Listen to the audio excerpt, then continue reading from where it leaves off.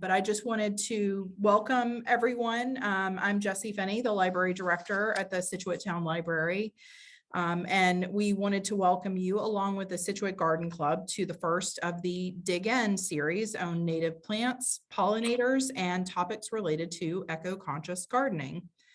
We're delighted to bring you this opportunity through federal funds provided by the Institute of Museum and Library Services and administered by the Massachusetts Board of Library Commissioners.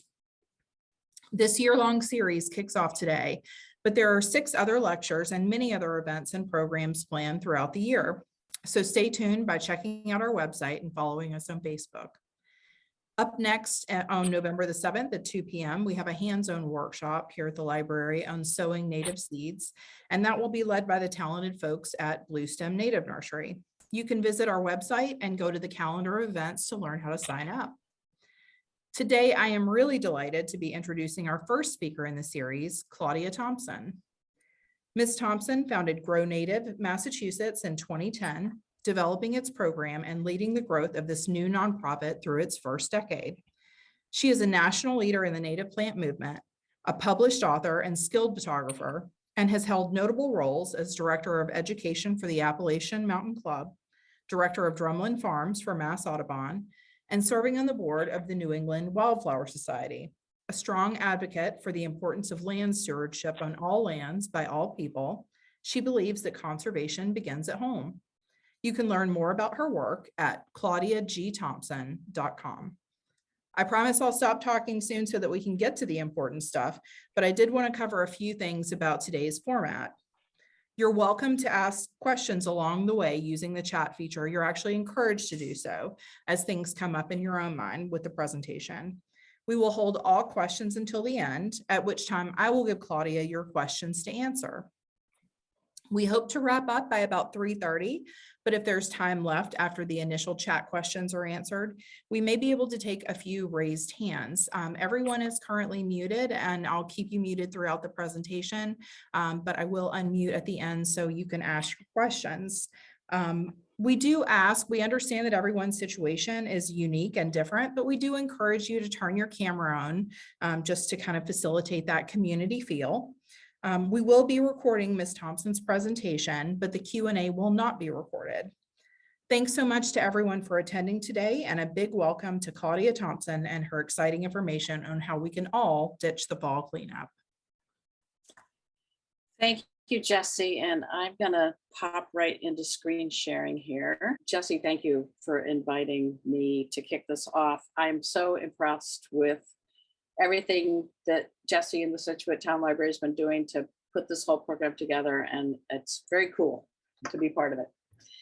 So I also just want to echo the Q&A part. Please go ahead and type your questions into the chat as you go along.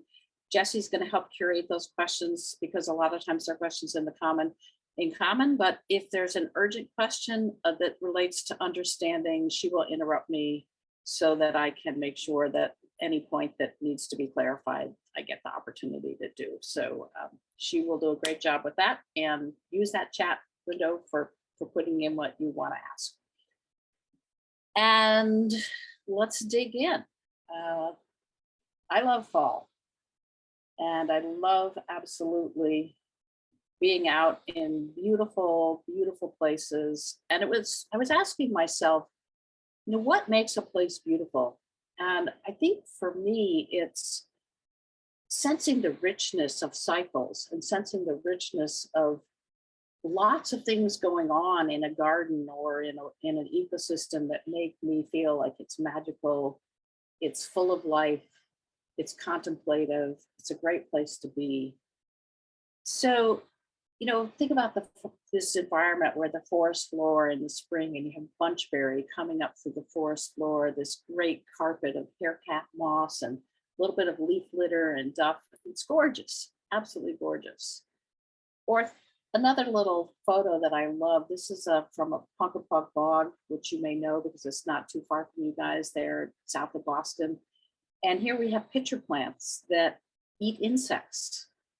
And these pitcher plants are full of water, and there they are in the floor of this wetland, just having their space in the midst of, again, all these cycles that are going on around them.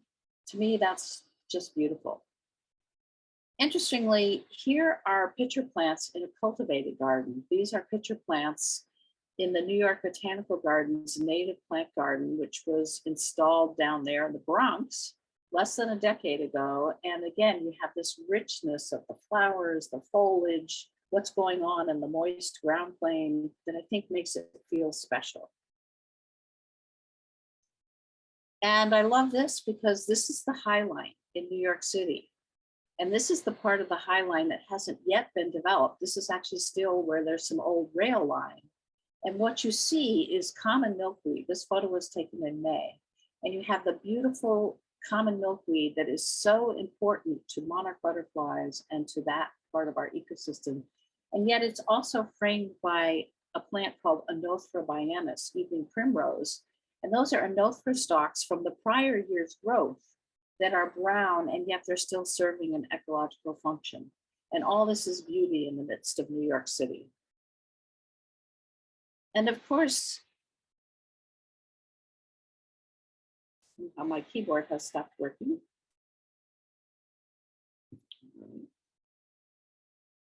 The decomposers, the fungi in our ecosystem, are so important to the cycles and to beauty. These are these are inkblot or shaggy mane mushrooms that emerge out of the earth, and they very quickly degrade. Just decomposers and fungi are so essential to making that entire cycle work. And I think what's fascinating about gardens and thinking about fall cleanup is that there's this entire nutrient cycle that life, plants, flora, fauna, the whole system depends on. And if you think about our conventional gardening practices, a lot of times we're actually interrupting those cycles. So a lot of what I'd like you to think about today is how we can garden and embrace the cycles and help them work together. Mother Nature did just fine without humans on Earth for a long, long time. And they did just fine. Mother Nature did just fine before we invented leaf blowers and all kinds of other things that are much more recent. And using these cycles, and I think also these cycles of the seasons, is really important in our gardens. Winter, when you think about winter for us, it's a time of rejuvenation. It's a time when our gardens get to rest. It's a time when, if you're an annual plant, you're just a seed, and hopefully you'll grow next year and you'll still be part of the garden and the cycle. If you're a perennial plant, it's a time you get to senesce and go into rest in order to regrow again for a subsequent year. But the gardens really depend on that climate cycle, the cycling of nutrients, life and death. And I like this quote from a Buddhist philosopher: "The death is the start of a beginning. Life is the start of the end, and the cycle continues forever." And I think that's what gardens are about. So again, whether you're a plant or an animal, in so many ways, winter is a time of renewal. If you're a butterfly, most of your life cycles take place in a year. If you're any number of animals, you may go into hibernation. Winter is a time for rest. It's a time to come back. So let's start by talking about the absolute miracle of leaf litter, because leaf litter is important all season long, and it makes life possible in so many ways. Leaf litter is essential to the reproduction of thousands of species of fauna, of moths, caterpillars, insects, bees, etc. It is essential to the life of plants. It is essential to our soil. It is essential to food production. It is only in very, very recent years in the gardening context that people have begun to take leaf litter away instead of work with it. Why would we want to get rid of it when it's so much a source of life and when it's the essential ingredient to replenish our soil? So this is here in the heart of my woodland garden. You'd see some of my spring wildflowers coming up, and they're both quite delicate. and they're enjoying their spring emergence after that leaf litter having been there all winter. I don't know, I can only see a few faces, but I don't know how many of you might have seen this wonderful creature called a hummingbird moth. If there's no way for me to ask you in this Zoom world without complicated technical means, but I bet that a lot of you have seen them. If you have seen them, you know that they tend to look and act a little like a hummingbird, but they're smaller. In New England, we have two common hummingbird moths, the snowberry clearwing, the one that's shown here, and another one that looks pretty similar called the hummingbird clearwing. And these females lay their eggs on the host plant. In this case, this moth lays eggs on the snowberry or the honeysuckle plants. Those larvae grow into caterpillars in the course of the year, and those caterpillars spin their cocoon, and that cocoon drops into the leaf litter. And that's what the cocoon looks like. And that cocoon has to spend all winter in that leaf litter, and it will not emerge as a butterfly until this, as a hummingbird moth, I'm sorry, until the spring. And so imagine that if you take all your leaf litter away, you're taking away all the hummingbird moths that you might get to see in your garden. And if we take all that leaf litter away, we will not have any more hummingbird moths. So in theory, for that moth, it's adapted to have a good place to hide and finish its reproductive process over the winter. But again, that depended on humans not starting to do silly things like taking all the leaf litter away. Here's another example that I find amazing. This is the morning cloak butterfly. And in this case of this butterfly, it is the adult butterfly that overwinters in the leaf litter and reemerges in the spring. It goes into a torpid state. It reemerges in the spring, and that's when it mates and lays its egg, which grow into larvae, which become caterpillars, which pupate and become the next generation of adult butterflies. And if you ever see the morning cloak butterflies in the spring, you'll notice that their wings often look a little ragged. And that's because they've been down there surviving in those freezing conditions, but the leaf litter's been protecting them. The truth is that moths and butterflies are in a group of animals which we call Lepidoptera. And their life cycles are not all exactly the same, but pretty commonly, most moths and butterflies have an annual life cycle.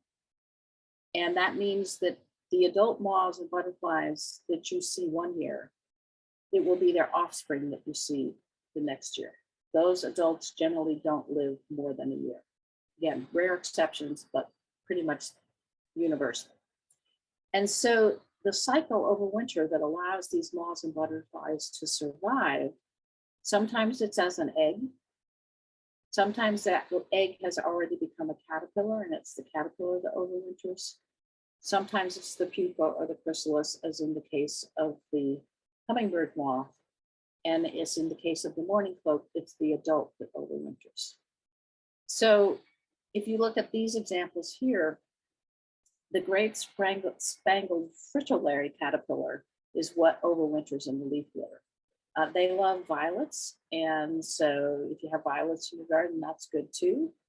And they will, their caterpillar hides in that leaf litter to pupate next spring. The eastern tiger swallowtail is more like the hummingbird moth. That has a chrysalis or a pupa that overwinters in the leaf litter. The Luna moth spins their cocoons wrapped in leaves. You may have seen pictures of that. And again, the chrysalis falls to the ground to blend in with the leaf litter, and that's how it spends the winter. And in the case of the red-banded hairstreak, it lays its eggs on fallen leaves, including oak leaves, and it is again the caterpillar that overwinters in the leaf litter. So bottom line is, if we want moths and butterflies to be part of our environment, and for those of you that are really involved in the native plant issue, you also know how important caterpillars are as a food source for birds. If we want these creatures still to be here on Earth with us, they need leaf litter. And if they don't have leaf litter, we won't have them. Bumblebees, another wonderful part of our ecosystem. There are about 11 species of bumblebees in Massachusetts, and it is only the queen bumblebee that survives the winter. The rest of the bumblebees die in the fall after the whole seasonal process of having this social network of bees making their lives together. So it is the queen who's impregnated who survives the winter so that she can lay her eggs in the fall and the spring. And typically what bumblebees do is dig a little hole in the ground tucked under the leaf litter somewhere. The picture shows it in a sandy environment, but they're often tucked in under the leaf litter. And it is that protection of the leaf litter and the insulation of the leaf litter that helps these queen bumblebees survive and be here next year. And then birds. I don't know about you guys, but I am a fanatic for birds. I have documented 81 species of birds using my garden in Cambridge, Massachusetts. And birds, in order to raise their young, absolutely have to have a huge supply of insects. Leaf litter is one of those very, very important sources of insects because of how many insects do grow, do reproduce, and live in the leaf litter. And so here we have our lovely robin feeding its young. There are a lot of other animals that depend on that leaf litter, toads, amphibians, reptiles, etc. In the bottom image here, you see a veery in my garden. Veery is in the thrush family, and that's foraging for insects in the leaf litter. You almost never see, I've never seen actually, and I don't think it would be common to see insects foraging in bark mulch. Birds foraging in bark mulch for insects. I keep looking to see if I can find an example of that, but I haven't found one. So it is here in the leaf litter where all of our beautiful songbirds have the potential of surviving. And the ones that are shown here are very much ground feeding birds. So all of our thrushes, ovenbirds, the sparrows in particular love to feed in the leaf litter. If you know your birds, you'll have seen the sparrows kind of do this little dance. This is hard to do on Zoom to demonstrate, but they do a little dance back and forth, and what they're doing is actually stirring up the insects so they can find them. And so many of our warblers, the beautiful migrating neotropical migrants, feed in the leaf litter. And all of those birds are experiencing very steep declines. Those declines are obviously due to larger habitat loss like woodlands, but also think about suburbia, how much of suburbia has taken over our state and New England, and how much of it is now artificially sustained in gardens with lawns and bark mulch, and how much leaf litter is gone. Leaf litter was normally dominant in the Massachusetts, New England environment, say prior to World War II. It is now increasingly rare. And yet it's such a source of life for birds because it's so important to insects that is a big part of why we are losing our songbird populations. Let's talk a little bit about plants needing leaf litter as well. I'll bet all of you love trilliums and jack-in-the-pulpits. And this is a little teeny section of my garden that has both trilliums and jack-in-the-pulpits. I don't know if it'll work here. That's a jack-in-the-pulpit. And these are obviously trilliums. The leaves are slightly different. The trilliums have a veins that have a central vein with curved veins that go around. The jack-in-the-pulpit has a central vein with veins that come straight out from the central vein, but they kind of look similar. Well, actually, to put it boldly, it's the leaf litter that grows trilliums and jack-in-the-pulpits. Now, I don't believe in parthenogenesis. The leaf litter doesn't produce the seeds, but it takes 5 years for a jack-in-the-pulpit to grow to a point where it has its first flowering stage.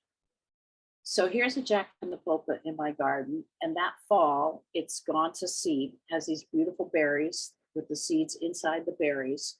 Those will drop to the soil, into the leaf litter. Most likely an ant will maybe carry that seed a little bit of a distance from the parent Jack in the Pulpit, and it will overwinter. And if lucky, some of those seeds will germinate the next spring. And they germinate into a little teeny plant. And that plant grows for a year. And then the following winter, it goes dormant. And then in the second year, that plant will get a little bit bigger. And by 5 years, it will finally get big enough to have its first Jack, to have its first flower of Jack in the Pulpit. Amazing, right? If it takes 5 years to have that Jack in the Pulpit reproduce, and that plant has to grow from a teeny little thing to an adult plant that can reproduce in 5 years, think of how likely it is that disturbance in the leaf litter might interrupt that process. If it's you raking the leaves, if it's dogs running in leaves, whatever it is, those plants have to go do a lot of work to get to reproduce. Same thing is true for the trilliums. The trilliums actually take even longer. They take a minimum of 7 years before they produce their first flower. So here's a diagram that was done by a fellow, Bruce Rotting. And you see that first year of growth is so teeny that it's the size of your finger. And it's a little one-leaf plant called a cotyledon. And it may stay in the one-leaf stage even for a couple of years. And then finally it becomes a 3-leaf small plant. And after 7 years, it will be big enough to flower again. So patience, lack of disturbance of the leaf litter is the way you can get trilliums and Jack in the Pulpits to grow in your garden. And I do have this area that I don't know if you can see in this slide, but there are actually lots of little green things popping up.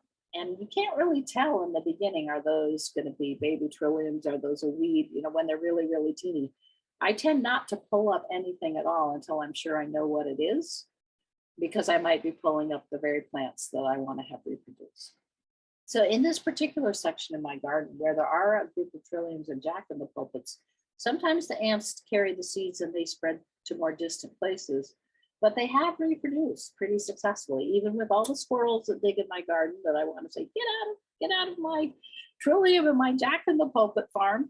But some of them survive, some of them make it, and it's so exciting to have that whole system working for me. Bloodroots too. I bet you a lot of you know bloodroots because they're just our earliest, one of our very earliest New England wildflowers, just gorgeous plants that are a lot like the crocus, where this flower opens up in the sun. Once it's pollinated, it drops its leaves. It looks like this after it's pollinated. And bloodroots also, they don't take years and years to become flowering plants, but they do have to go through the cycle of overwintering and cold stratification for their seeds before they grow into new plants. I started when I was buying some wildflowers for my garden 20 years ago. I started with 4 bloodroot plants, and it probably, I have bloodroot spread beautifully through the understory of my woodland garden. It probably took 8 to 10 years before I started to have patches of bloodroot like this, but I couldn't have planted that. You know, the ecological processes did that for me. And in large part we can, because in the woodland garden, I wasn't, other than occasionally coming in and moving things around or doing something here and there, on the large part, I'm trying to let that garden work for itself and let the ants do the work for me. This is an ant that's actually carrying a seed of Dutchman's breeches, but this is a lot like a bloodroot seed would look. It has an elaiosome, that fleshy body that the ants eat. And so those ants, if we're lucky, will carry the seeds through the leaf litter a little further away from the parent plant, and we'll get all those beautiful new plants, which are so wonderful to have in our garden. Now, not all of the plants take 5 years or 7 years to reproduce. Fortunately, these are two examples of plants that their seeds will definitely germinate in the subsequent year if they have a winter cold stratification. It's pretty common for our New England wildflowers to require for the seeds to overwinter through that cold cycle before they germinate. So you're probably going to learn from the seed workshop that you do in a few weeks that there are ways you could plant the seeds and you could artificially cold stratify them by putting them in your refrigerator or in other places in your garden. But it's how nature is adapted to do it without the intervention of humans. Is that, again, New England climate has these seasons. So the wildflowers here have learned that to reproduce, a lot of our flowers are not annuals, they are perennials, but their reproduction depends on that cold stratification over the winter. And what I love here, this is Aquilegia canadensis, our native columbine, as well as our Dicentra eximia, which is the native bleeding heart. These plants, when they seed themselves, first of all, they kind of tell you where they want to be in the garden, which I really like. The other thing that both of these plants will do is they sow their seeds. The seeds will get sown in cracks, and they'll come up in all kinds of places where you could never plant them, and they look really beautiful.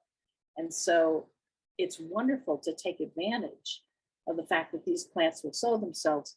But if we're constantly taking up the leaf litter and artificially thinking we have to plant everything, then we don't get the advantage of what these plants were designed to do.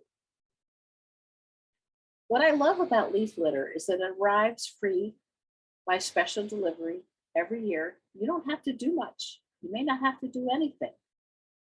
And it becomes your mulch for the following year.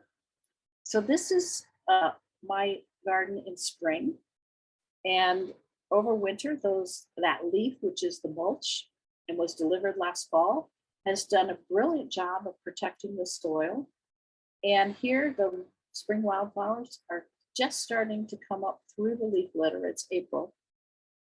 Here's the garden a few weeks later. It's starting to fill in. And here's the garden now. You know, my woodland garden has an overstory of some amelanchier trees, a carpinus tree, and the neighbor has a cherry tree. And these leaves just make this wonderful carpet. And I have a lot of the wildflowers and some blueberries and some azaleas and things that make the understory very interesting. And once that understory grows in, you're not particularly aware of the leaf litter that is there all season long. And all season long, that leaf litter is serving as my mulch, which is suppressing the weeds that I don't want to have grow. People often ask, will your perennials come up through the leaf litter? And emphatically, the answer is yes. The woodland wildflowers that are native to New England are designed to do that. Again, this is what was here before human beings. And so here you see a couple examples. You have a maidenhair fern coming up. Here is the delicate flower with the bell-shaped, the delicate plant with the bell-shaped flower is wild oats, Uvularia sessilifolia. It's a wonderful native plant. And mixed with Anemonella phyllotroides. Both of these are very tender plants that would be very easily trampled, but they have no problem emerging through the leaf litter and being as healthy as can be. People also ask a lot about oak leaves. Will my plants come up through the oak leaf litter? And one of our classic New England soils and woodland environments is the pine oak forest. And for one of my very favorite wildflowers is this Canada Mayflower, which some people think of as the native lily of the valley. It's smaller than lily of the valley. And if you've ever walked where there's a lot of pine oak woods, you'll see carpets of it like this in the woods. So this is a little teeny plant that's no more than a few inches tall that has no problem at all coming up through the leaf litter. And pine needles themselves, pine needles are a great source of nutrient for the soil. They're a great mulch. The mix of oak and pine leaves is a particular, I would give a lot to have more than 7,000 square feet of land, to have a small pine oak forest on my property where those trees could grow and beautiful Miami could grow. Now, I'm not going to say that every plant will successfully germinate or reemerge from its dormancy through the leaf litter. If you think about it, there are a few plants, particularly ground covers, that in their natural environment tend to be either on a slope or in a space where they don't collect a lot of leaves. And those plants, indeed, if you want to grow them, if you would have a lot of leaves sitting on top of them, you would suppress them. Phlox stolonifera, again, if a lot of leaves settled on top of your phlox, you would lose some of it. The partridgeberry, which you see in the upper right, partridgeberry is a beautiful, very delicate native plant. I often see it growing in hemlock forests or hemlock and pine areas. So again, it doesn't have a lot of leaf litter that tends to sit on top of it where it survives. And the same thing for bearberry. Bearberry is a woodier plant, beautiful, thick foliage, glossy. It likes to it grows out of crevices of rocks. If you were to have a lot of leaf litter on top of that, it would suppress it. So, but in general, think about your woodland wildflowers. They're going to emerge just fine. And just to briefly think about soil, it's leaf litter that makes our soil. It is the essential ingredient. Soil is largely mineral, and then it has a little bit of organic matter, which again in New England has grown since the glaciers receded. That soil has only been created by the growth of plants and by their decay and by their absorption into the soil mix. Now, there is no good graphic to show the complexity of the soil food web, but this is just a very general one to give the general idea of the beginnings of the complexity of the relationships between bacteria, fungi, single-celled organisms like protozoas, the insects, arthropods, and many, many, many creatures in that system that ultimately those creatures become food for the larger food web, for birds, for other animals, but they are also the creatures that are breaking the plants down and giving the soil the health that makes it really wonderful for growing whatever it is that your soil is designed to grow. Carbon and nitrogen, of course, are cycled only through the soil. The carbon that plants take up, they do use atmospheric carbon, but they then generate carbon that gets used in the soil because their organic material has to break down. Nitrogen, which until recently, nitrogen is inert in the atmosphere, but it is those nitrogen fixing plants that make nitrogen accessible to the soil. So all of these cycles are very complex, and soil is a critical element of it. If you think about how leaf litter builds soil, first, as we've talked about, it provides the habitat for millions of organisms that break down that plant material and make that all those carbon, nitrogen, phosphorus, and other compounds available for reuse. Soils that have good organic matter and leaf litter are much better at absorbing rainwater when we have storm events. And of course, we're increasingly having more storm events, and they're much better at preventing erosion. Leaf litter is so important for aerating the soil. As it gets eaten up by these various insects and worms and decomposers, it gets brought into that mineral structure of the soil, and it's what gives it structure. I don't actually use any conventional fertilizers in my garden anymore. And it's well known that if you have a healthy plant community, it is the entire process that's going on that provides the nutrients that are needed to grow the plants. There are very complex soil chemistry relationships that go on between particular species of plants and the soil itself. There are plants that belong together, i.e. they've adapted to grow together, and we're just beginning to learn about some of those relationships. So if you take as inspiration the plant communities that you find in nature, and say, okay, well, oaks and pines grow together, or oaks and pines and my and canadense grow together, or these are native New England wildflowers that I want to have in my garden. They will generally be adapted to work well and to help, as they will help create the soil conditions that are right for them. If we take plants that never grew together and we start mixing them up, the soil relationships may get more complex. So it is true that if we're working with native plant communities and plants that have evolved to grow together over hundreds of thousands of years, our soil and the whole system works better together. And then finally, I love this. More carbon is stored in soil than in the entire atmosphere and all the trees and ground biomass combined. We're talking a lot about carbon storage and climate change these days, and there's a lot still we have to learn about this, but soil is an incredibly important carbon sink. The thing to know though, is if that soil is healthy and it's got that soil food web working, that's when the carbon can get stored. If it's a chemically maintained soil through chemical fertilizers, inorganic fertilizers, then we actually are hurting that soil food web, and it's not going to be very good at storing carbon. Now, most of us have a little bit of lawn. And so my advice, in addition to leaving the leaf litter, especially in your woodland gardens and your meadow gardens, what do you do about your lawn? So my recommendation would be use a mulching mower. There are things, it's just a mower with the blades that are designed to help grind up leaves. Or use a conventional mower and go over your lawn enough time that you grind up the leaves so that the leaves become this fine mulch that just stays on your grass. That's fine. It works fine. Your lawn will be good. In fact, over the long term, your lawn will be happier because it will be getting nutrients that are going back into the soil.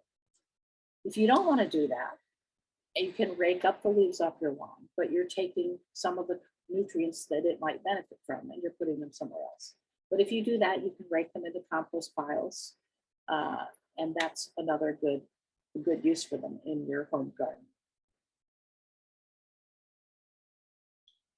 If you do have a compost bin, one thing that's great is you can save up some of your leaves to become, if any of you do compost, I'm sure some of you do, the classic recipe is mix 1/3 greens with 1/3 browns. What that means is if you're composting your kitchen scraps, your lettuce, your avocado, your leftover apple cores, whatever your vegetables are, those are typically higher in nitrogen, so we call them greens.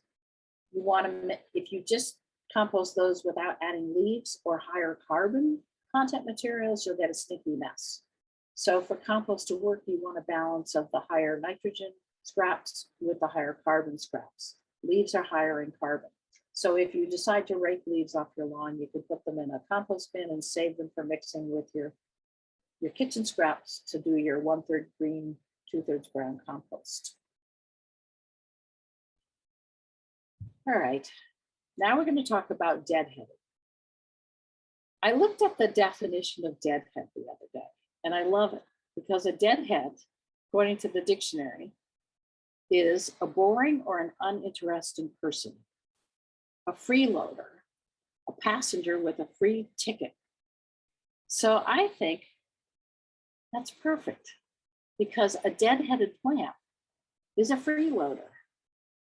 If you've deadheaded the plant, it's no longer offering its seeds back to the system, and it's not offering its stems and the value of all that plant material, which can break down and become part of the soil back to the system. So let's not deadhead all our plants because they have lots of value. First of all, the flowers are beautiful. The flowers produce seeds, and the birds will generally eat the seeds. I mean, goldfinches and finches in general are seed-eating plants. But think about spring and fall. In the spring, there are far more insects than there are in the fall. In the fall, there are far more seeds and fruits than there are in the spring. So while some birds might exclusively be seed eaters, many species of birds will eat more seeds in the fall because there are more seeds available. Again, it's just the life cycle work. So we want to leave seeds for the birds. And Echinacea purpurea is a classic plant that produces seeds that are much loved by many birds, including goldfinches. Anothera biennis, evening primrose, here is being enjoyed by a common redpoll. There, if you start looking around, you'll see your seeds being eaten by a number of different bird species. Chickadees are good seed eaters. So it's great to see. I love in my garden seeing the birds enjoy the seeds that have been formed on my plants. Another benefit of leaving the seeds on your plant and not deadheading them goes back to your garden. This is a patch of Cardinal Flower, which I deliberately planted by the downspout in my garden, because Cardinal Flower is a biennial. It's typically a biennial, meaning it lives for only a couple of years, and then it will die off. And unless you have Cardinal Flower seed, you won't get new Cardinal Flower. It's a very short-lived plant. The seeds of Cardinal Flower tend not to germinate unless they're subject to disturbance.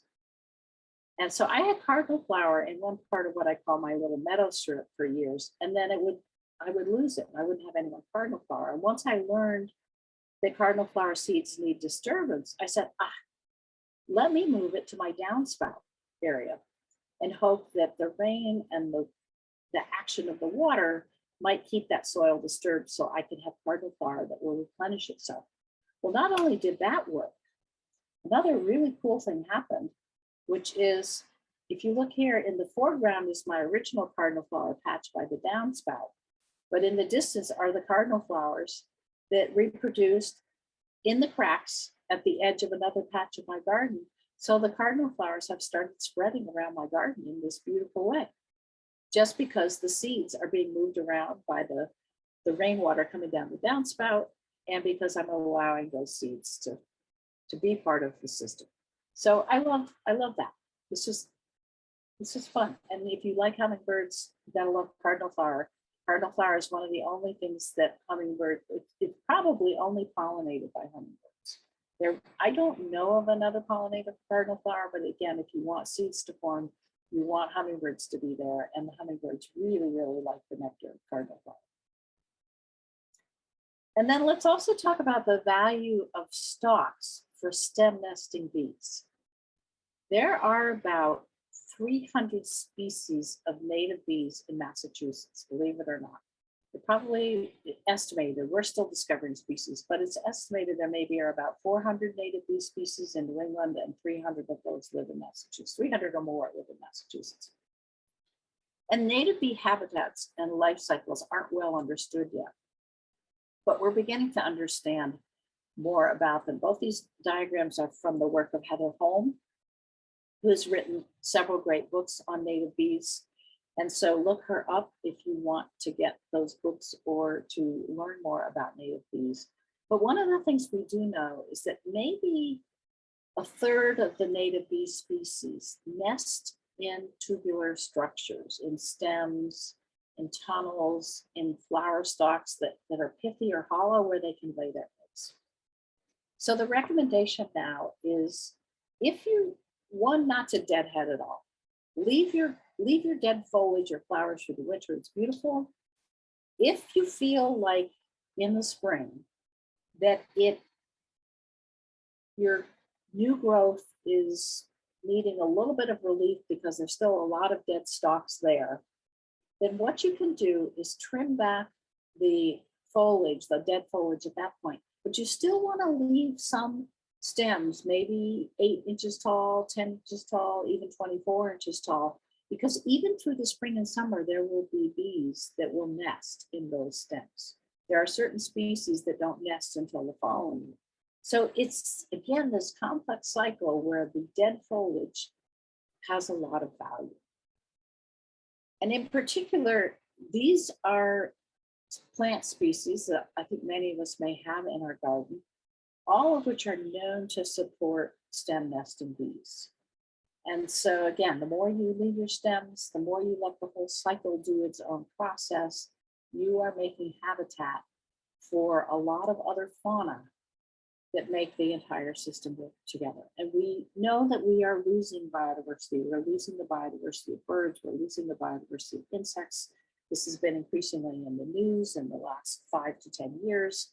So there's so much that we can do to improve that situation by the way we garden.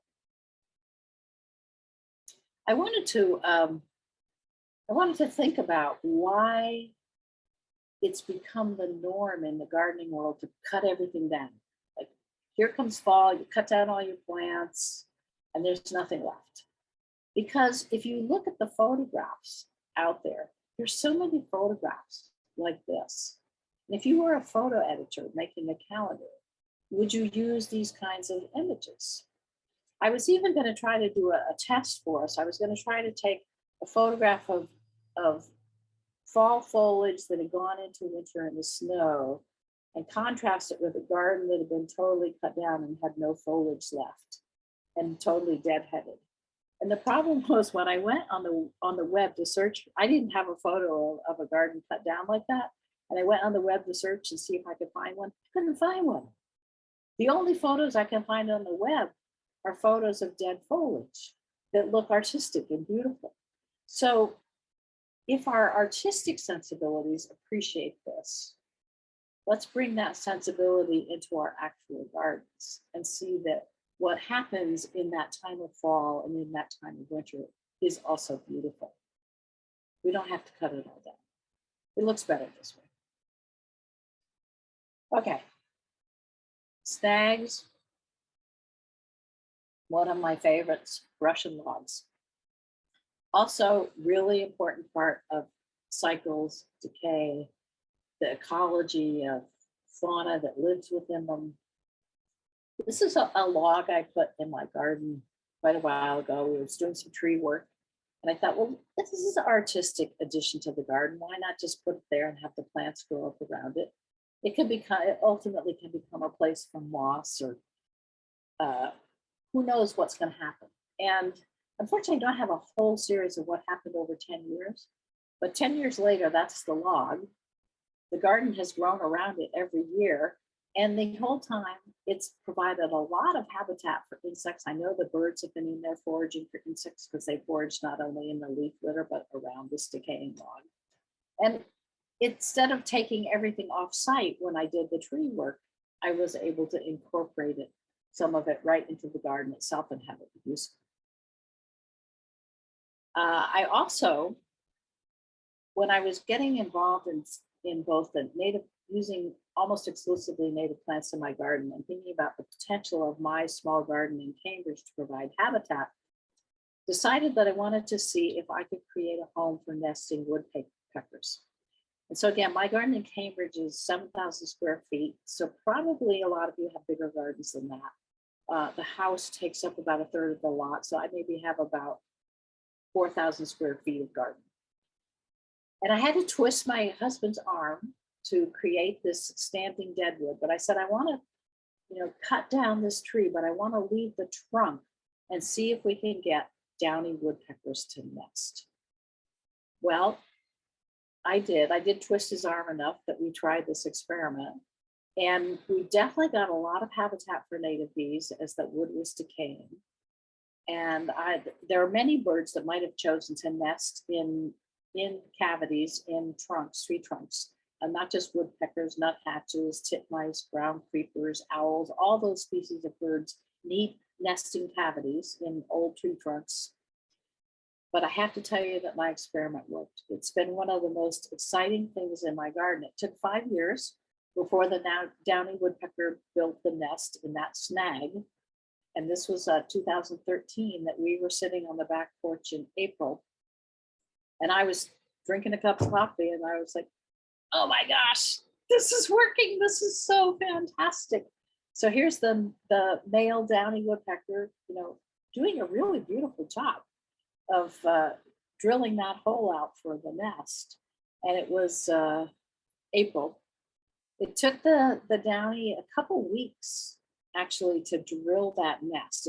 He had to go in, once he drilled the hole, he would go inside and start to build the nest. And in the end, the nest he dug out was probably about a foot tall and maybe 5 inches or 6 inches in diameter at the biggest spot. And so anyway, I did see activity between the male and female late April that looked like they were mating. And I didn't know for several weeks whether they had successfully laid their eggs. But sure enough, by 6 weeks later, this is what was happening. So this is the female downy, and she's bringing a wad of caterpillars. You can see about 6 or 7 caterpillars in her beak to feed the little guy. This was a little male downy who was by then constantly hanging out of the hole, begging for food and making a lot of noise while mom and dad brought the caterpillars. And I think they were delicious caterpillars. And I just, the closer he got to fledging, it was about the nesting period, the eggs, it takes about two and a half weeks for the eggs to hatch, and about another 2.5 weeks for a little teeny hatched downy woodpecker to be mature enough to come out of the nest and fledge as an adult bird who can fly. It's totally remarkable that in 2.5 weeks, you can go from this teeny, just hatched bird to one that's fledging. And I got to see it fledge, the male fledge. It took it 12 minutes. It thrust itself out of the hole because the parents stopped feeding it so much, and it was whining and complaining all the time. And they were definitely encouraging it, like, okay, kid, time to come out, time to do this on your own.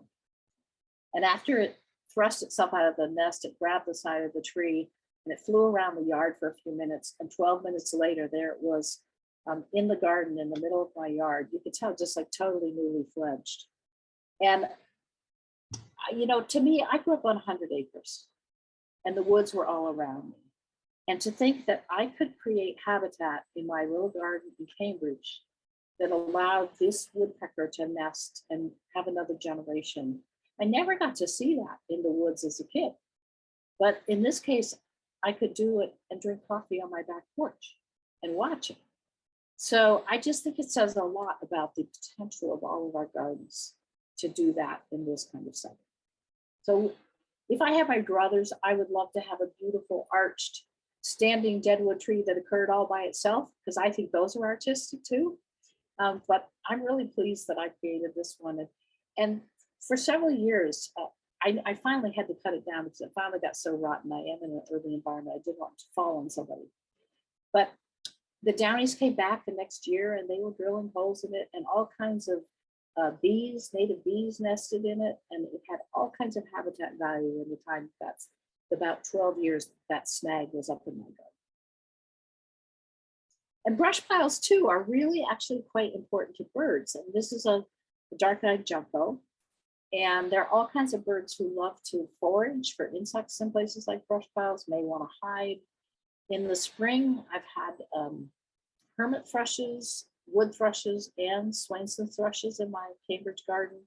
And the one place that they like to hang out is way at the back. There's some Canada yews that are very dark and protective, and there's brush piles I leave back there. And that's where they hang out looking for insects as they're migrating through in the spring to go somewhere further north or west. So take advantage of brush piles, and don't hesitate to make a brush pile or two in your garden rather than taking everything off site. I mean, the bottom line is the more you can leave on site, the better for your soil, the better for your garden, and the less you're shipping stuff away to potentially not be of value wherever it ends up. Now let's talk about our climate for a minute and why organic soils and organic gardening processes are so important. We all know what these charts look like. I mean, the CO2 is one of our biggest greenhouse gases, but also methane and other gases contribute to climate change. And we all know what's been happening really primarily in the past 100 years or so. It's a serious crisis. 5 years of our last 10, according to NOAA, are the years that have had the highest frequency of extreme weather ever. And in terms of economic impact, the storms with the largest economic impact on all of us. And what does that have to do with our fall cleanup and leaf litter and the whole business? Well, I want to talk a little bit about chemical fertilizers and why we need to get away from using chemical fertilizers and why being truly organic is actually very important as one of the ingredients in tackling climate change. So, first of all, the manufacture of chemical fertilizers is a major source of greenhouse gases. And the transport of these fertilizers across the country is, of course, also associated with a lot of energy use and pollution in the trucking and transport of these products. And as we talked about soil earlier, soils that are treated with chemical fertilizers lose their capacity to store carbon. And so if we want to store carbon, if we want our soils to work, they have to be organic processes. What the nitrogen fertilizers do is essentially kill off a lot of the soil invertebrates, a lot of the bacteria, a lot of the fungi, so that the soil itself is dead. And so it's just not a way to have a healthy system.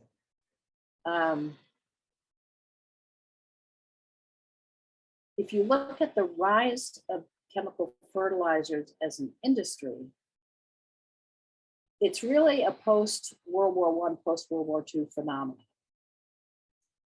It wasn't until, particularly nitrogen fertilizers, we think of the importance of nitrogen to plants. Nitrogen, the source of nitrogen for all plant life on Earth until 1909 was nitrogen fixing bacteria on plants that host those nitrogen fixing bacteria. That was the only way that the nitrogen in our atmosphere, which is N2, just two nitrogen elements fused together, was able to make available to the organic life on Earth until 1909. Because in 1909, there was a German scientist, Fritz Haber, who developed a very high temperature, energy intensive process to synthesize nitrogen from air. He made nitrate from the nitrogen in the air. And it wasn't until then that we actually had any source of nitrogen for plant life except through natural organic processes. By the end of World War II, the US had 10 large-scale ammonium nitrate factories because that's how bombs were made. And we were the global champion in nitrogen production using Haber's method. And all of a sudden, we didn't need to make bombs anymore. And that's when we started a dramatic shift to making nitrogen fertilizers en masse. And that was really the rise. That World War I, to some extent, and World War II contributed to the rise of the chemical fertilizer industry. I found this photo. It's a photo of a poster by James Montgomery Flagg. He's the same one who did the Uncle Sam I Want You poster, so you might recognize his style. This is a 1918 poster when food shortages were so severe in this country that the government was really encouraging everyone to start victory gardens. But look at the caption. It's just incredible. Every garden, a munition plant. It's like, I don't even know if the connection had to be there in someone's mind, that this is where the source of nitrogen fertilizers was coming from. And this would be the source of beginning to push nitrogen fertilizers to help grow food. But I find it astounding that here's this historical document making the connection between the munitions and our nitrogen fertilizer. So thinking about the manufacture of fertilizer now, it's, again, a very energy intensive, environmentally significant process. And not only does the manufacturer of chemical fertilizers put lots of CO2 into the environment, it's also apparently emitting a lot of methane. There was a recent study done by the Cornell University and the Environmental Defense Fund, where they took a Google car with this device on top, and they equipped it with a device to measure methane in the air, what we call fugitive methane, methane that has escaped into the atmosphere. And what they found and published in their study was that the amount of methane that was being reported as released into the atmosphere by the fertilizer industry was about 1/100th of what is actually being put into the air. So not only is this plant a huge source of CO2, it's a huge source of methane. And according, again, to their work, this makes fertilizer plant methane emissions higher in the US than the EPA's estimate for all other industrial processes in the United States. So chemical fertilizers are a huge business, and the use of chemical fertilizers, and of course, they're used a lot in commercial farming operations, not just our gardens, but chemical fertilizers are not good for the environment on so many fronts. Think about their effect on soil health. They did become very widely used after World War II, because initially it looked like they were going to be a great boon in increasing crop yields.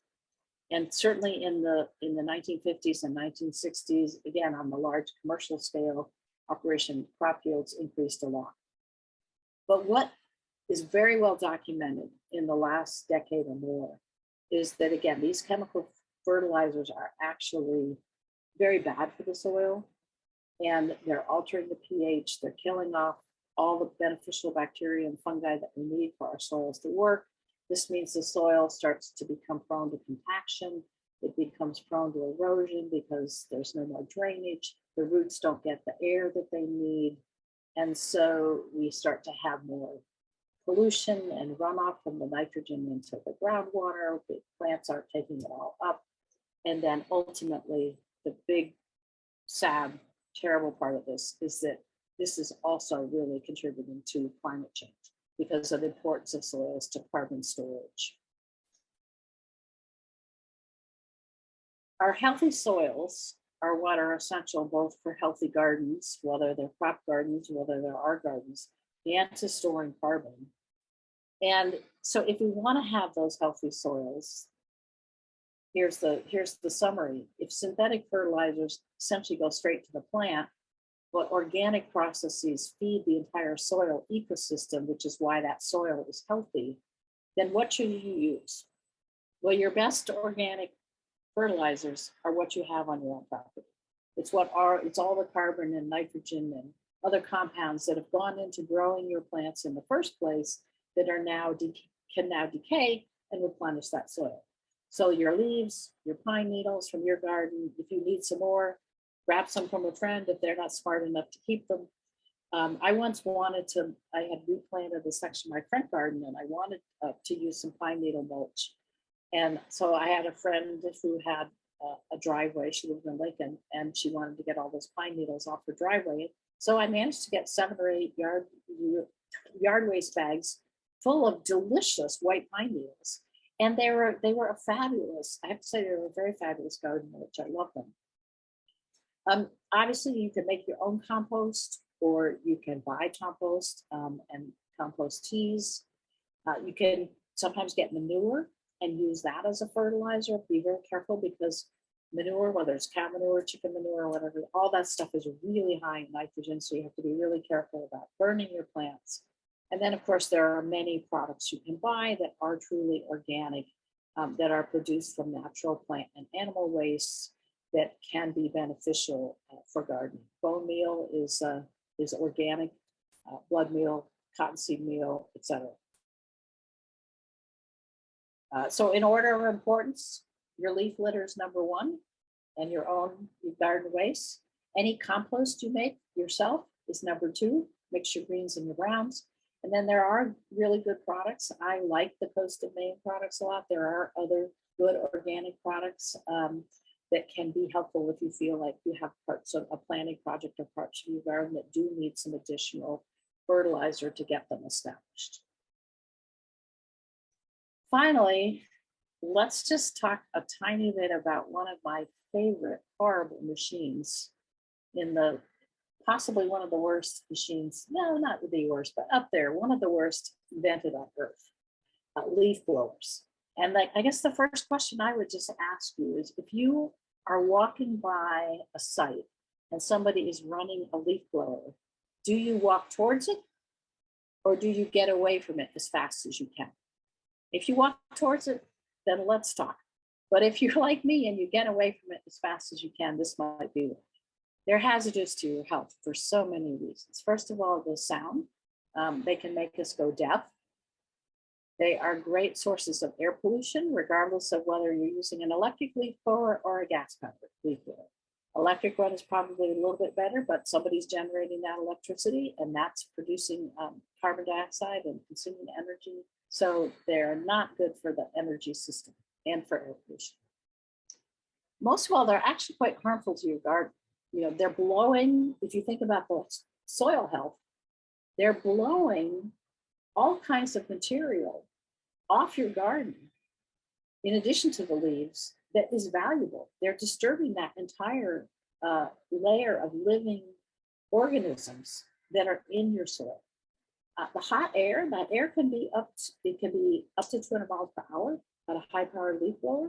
So would you put your plants in a wind, a 200-mile-per-hour hot windstorm? Is that good for them? I don't think so.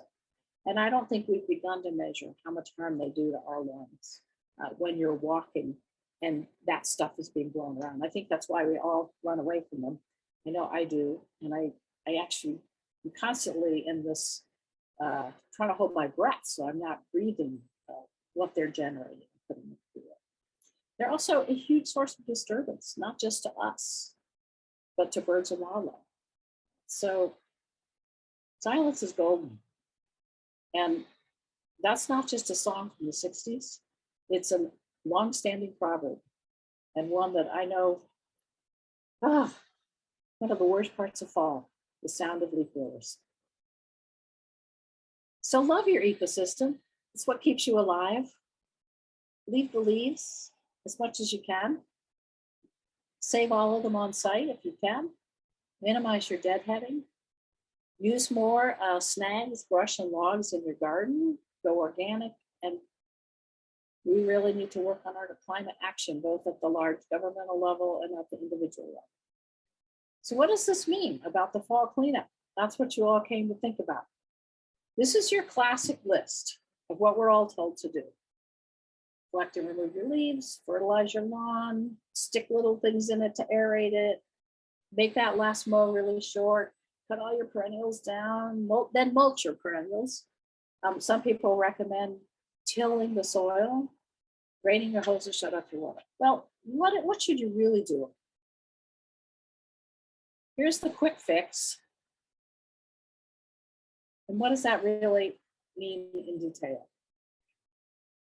If you leave the leaves in your woodland and meadow gardens, maybe if you had a little phlox stolonifera or something like that, or if you have a patch of bearberry, you won't want lots of leaves on there. But in general, you want to leave the leaves right where they fall. And you don't have to do anything. If you obviously want to get them off your walkways because you don't want people slipping on them. And you may or may not choose to take them off your lawn. Again, you can do the mulching mower thing. If you use the mulching mower, first of all, I don't think you need to do a low mow. You can leave your grass at a 3-inch mow, and that's fine. And you can, again, preferably use a mulching mower and just grind up the leaves into the grass small enough so that they will become the fertilizer to start to nourish your grass next year. If you leave the leaves, your perennials are mulched. You don't have to bring in some other mulch to do it either in the fall or next spring. Now you may want to cut a few perennials back if they're right next to a walkway or a path, but you really want to leave most of that and then maybe do a tiny bit of cleanup later in the spring. Obviously, draining the hoses, shutting off the water is a good idea. Don't want to argue with that. Cleaning the gutters is a good idea. But I love fall because I like to go for a bike ride. And I'd like to invite you all to come on a bike ride with me. Let's do that instead of spending so much time doing silly things in our garden. There are a lot more resources on the Grow Native Massachusetts website. I urge you to explore if you don't know it already.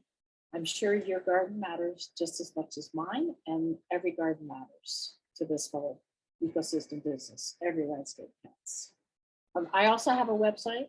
The photographs in this show are almost all mine. I tried to credit anything that wasn't mine, and you can learn more about my other programs and about me on claudiagthompson.com.